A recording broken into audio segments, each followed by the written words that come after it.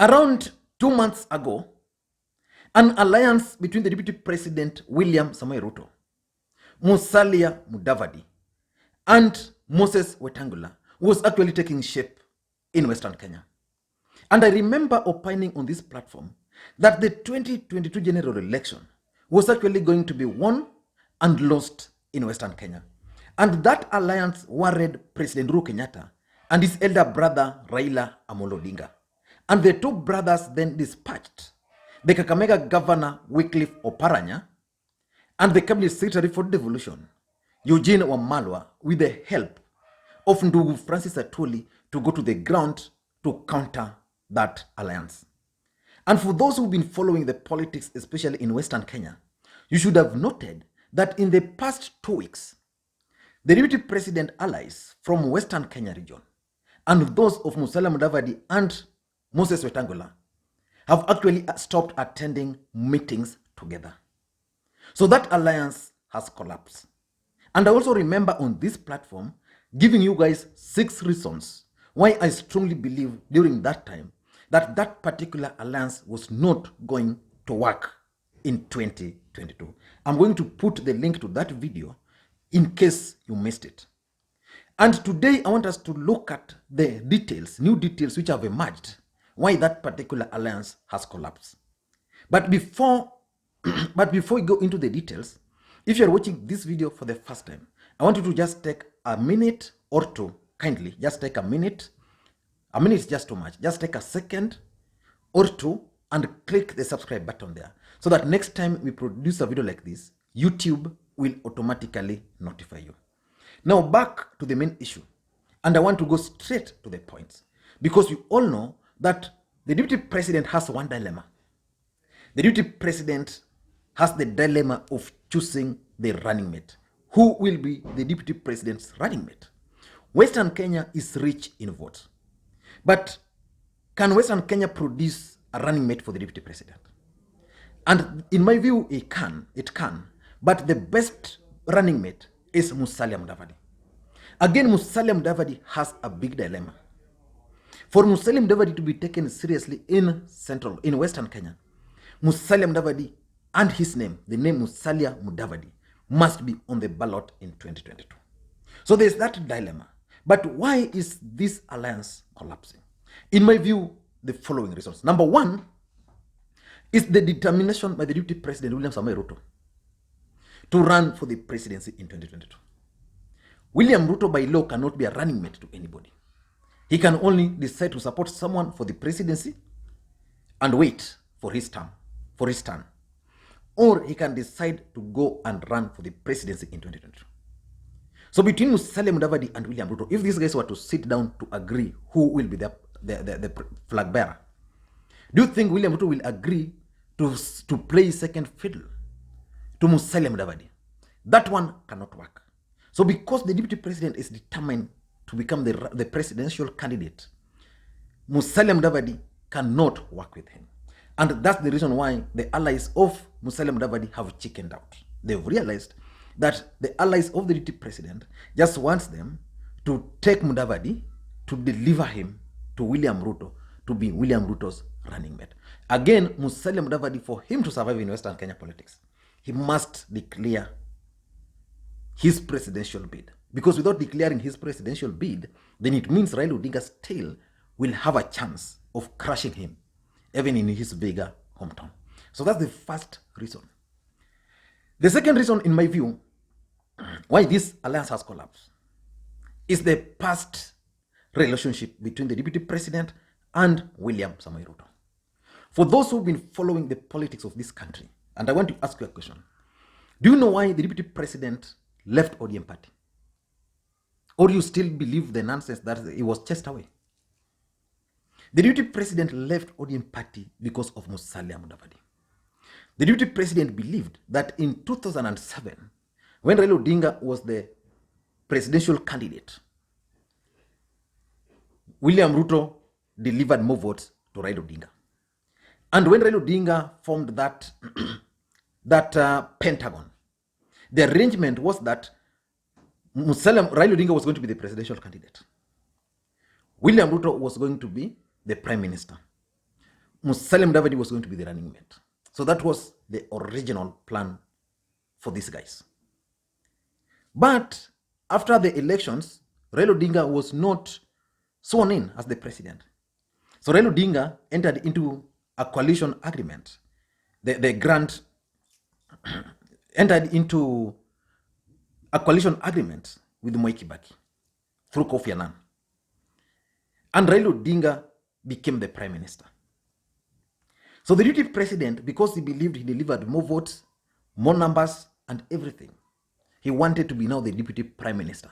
Because that means that prime minister, which he was supposed to be given, was not now there.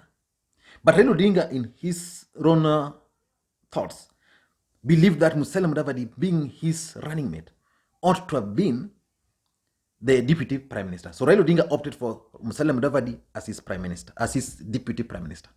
And that's why the deputy president left ODM party. He felt that Raila Odinga betrayed him. He felt that Musalia Mudavadi did not deserve to be the deputy prime minister.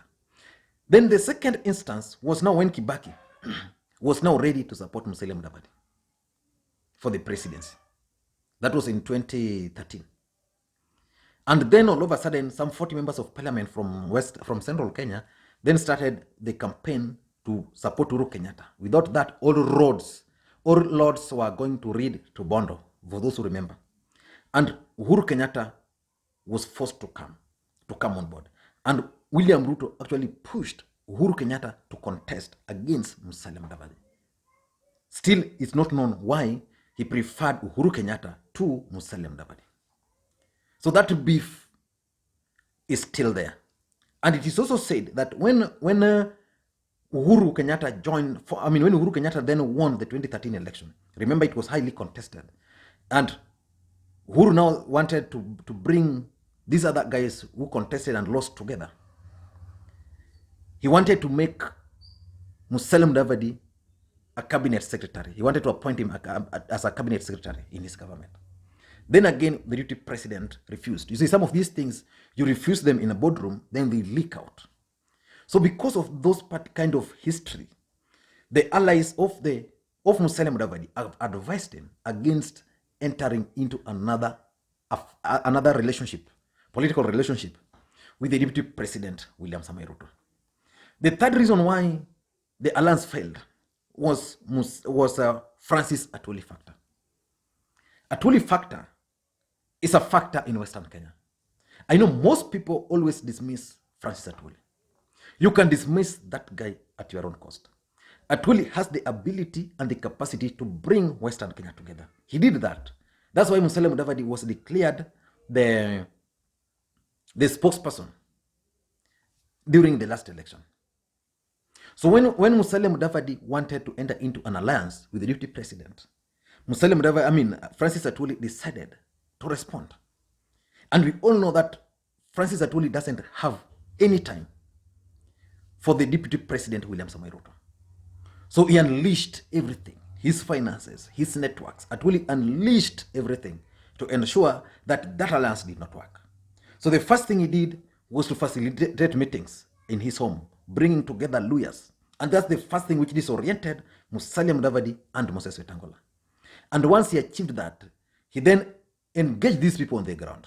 So we saw Paranya, we saw Eugene Wamalwa, we saw Sifuna, we saw Otsosi, we saw Malala on the ground. And once those guys went to the ground, the next thing we had was Musalia Mudavadi crying like a baby that wawache siasa now, that watu wa Nairobi wasilete virusi ya corona in the village. So that's how powerful Atwoli is. And beyond that, Atwoli has money. In ANC party, there are members of parliament who became members of parliament courtesy of Ndugu Francis Atwoli. So some of these members of parliament then started frustrating that alliance from within. People like the trade unionists, it's called Mboko Melema. People like Ayub Savola, they started frustrating that alliance. And that alliance has finally decided to collapse. Number 4 is the ground hostility. You see, everybody who followed that alliance, it was clear that the ground on which the alliance was formed was weak. The alliance was formed to take advantage of the coup in Ford, Kenya, to fight Raila Odinga. And you know, Raila Odinga has contested the presidency before. And when Raila Odinga contested the presidency before, he controlled Busia, he controlled Vihiga, he controlled Kakamega. The only county which Raila Odinga was not controlling fully was in Bungoma. And again in Bungoma, there was Moses Wetangula. And because Moses Wetangula was also entering into this alliance, the question was, where was he going, which role was he going to play? He was not going to be the running mate. So it meant Moses Wetangula was going now to go back to contest for the gubernatorial seat. And because he was going to contest for the gubernatorial seat, it meant that the current governor of Bungoma was also going to react. So these guys started mobilizing the ground. In Kakamega, the ground started becoming hostile to this view. They were being told that if Musalia Mudavadi is running for the presidency, well and good. But if Musalia Mudavadi is not running for the presidency, then forget. Sisi utatuacha tu na Raila yetu. But if Musalia Mudavadi is going to run, then it was a different. Then it also came to the knowledge that probably these people were being sponsored. There's nothing which the people of Western Kenya hate like being branded like someone else's project. So Musalia Mudavadi was turning out as a project of the deputy president William Samoei Ruto. So the ground started becoming hostile, if not to Musalia Mudavadi, but to the members of parliament. And Ayub Savula was one time very clear that the ground is hostile for them because of this notion of supporting the deputy president. So once that was achieved, it meant that this alliance just collapsed in that simple way. Number 5, the last reason why it collapsed is William Ruto's allies. The only reason why people knew of this possible alliance was when Musalia Mudavadi started holding meetings with William Ruto's allies. So there's Waluke meeting Musalia Mudavadi, then Washiali met him, then Didmas Baraza met him. It started from that. So people started saying, okay. So by that time, the deputy president was cornered. So people thought that these allies of the deputy president were actually trying to move from Tanga to join Musalia Mudavadi. Unknown to people, these guys were trying to convince Mudavadi to come back, or if not to convince Mudavadi, what they wanted was simple. Use Musalia Mudavadi to help them fight Raila Odinga in Western Kenya. And for them, they were using that while at the same time advocating and pushing for William Samoei Ruto. And remember, in Western Kenya alone, there's a bitter fight amongst the William Ruto's allies. All of them wants to be the key persons between between Western Kenya. They want to be the brokers between Western Kenya and the deputy president. And I remember at some point when Rashid Chesa was still a cabinet secretary and Ben Washiali was still the majority whip at the parliament, they were also fighting because Washiali believed that he was the whip and senior most politician. So if the deputy president wanted to go to Western Kenya, then he needed to go through him. Rashid Chesa was a cabinet minister, and he also believed that if the deputy president wanted to go to Western Kenya, he needed to go through him. So those fights began like that. And when Boni Alwole came, now another problem. There was a contest there. So this Boni Alwole also, because of his very forceful and the rest, now assumed the role of the linkman between the deputy president and the Western people. So all these senior allies of the deputy president from Western Kenya didn't want to lose that privilege, because it meant if Musalia Mudavadi was incorporated into that particular team, if Musalia Mudavadi was incorporated, then it meant the deputy president was now going to use Musalia Mudavadi as the link to Western Kenya. And they didn't want this. So as much as they wanted Musalia Mudavadi, because the presence of Musalia Mudavadi in Tanga, was giving them some edge, they didn't want Musalia Mudavadi really to be close to the deputy president. They didn't want Musalia Mudavadi to join that alliance. And because of that, Musalia Mudavadi and his team also realized that these guys, wanataka nikitaka kuongea na the DP, I have to go through them. So he said no. So he has refused to join that alliance. But how will this impact on Musalia Mudavadi and the deputy president? In my view, Musalia Mudavadi will be on the ballot in 2022. And because of that, he can't have an alliance with the deputy president. And again, the deputy president will also be on the ballot. And the deputy president wants to capture Western Kenya without now the input of these guys. So that's my take. And today, a group of youths from Nyanza are meeting at Oscar Sudi's home in Kapsaret. And that meeting is a culmination of the previous meeting, a video which I did on this platform about the meeting, about the visit by Oscar Sudi and Ndindi Nyoro to Bondo and later to Kisumu. And I remember certain people were asking me several questions because I believed that time that the meeting was intended to achieve certain political objectives. It was intended to help the deputy president penetrate Nyanza. And I'm going to do that video either later today or tomorrow. And if you're watching this video for the first time again, please take a second or two and click subscribe button.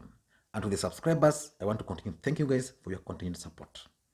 I know so many people always support this channel. I want to thank you guys from the bottom of my heart by sharing the videos, clicking thumbs up. And yesterday, Sally, I received whatever you said. Thomas, Anasi, we spoke yesterday. I also appreciate. Thank you guys, and please, may you have a good day. Bye-bye.